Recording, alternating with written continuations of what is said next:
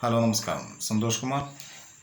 വയനാട് കൽപ്പറ്റ നിയോജക മണ്ഡലം മുണ്ടക്കൈ മേഖലയിൽ ഉരുൾപൊട്ടി 129 പേരുടെ മൃതദേഹങ്ങൾ കണ്ടെത്തുകയും 211ഓളം പേരെ കണ്ടെത്താൻ ബാക്കി.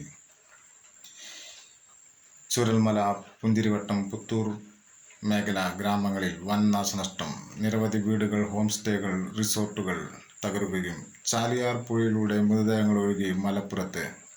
29-ാം തീയതി ഉച്ചയ്ക്ക് ആദ്യ ഉരുൾപൊട്ടുകയും 30-ാം തീയതി പുലർച്ചെ 1:30-ക്ക് ശേഷം 3 തവണ കൂടി ഉരുൾപൊട്ടി ഉണ്ടായ ദുരന്തം.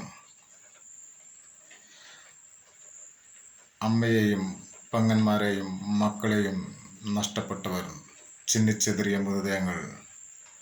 ഒരു കുടുംബത്തിൽ നിന്നും 2 മുതൽ 24 പേർ വരെ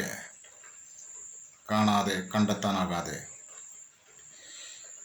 പ്രധാനമന്ത്രി, മുഖ്യമന്ത്രി, ഇന്ത്യൻ പ്രതിപക്ഷ നേതാവ് രാഹുൽ ഗാന്ധി, മറ്റ് സംസ്ഥാന മുഖ്യമന്ത്രിമാർ, കേന്ദ്രമന്ത്രിമാർ, കേരള മന്ത്രിമാർ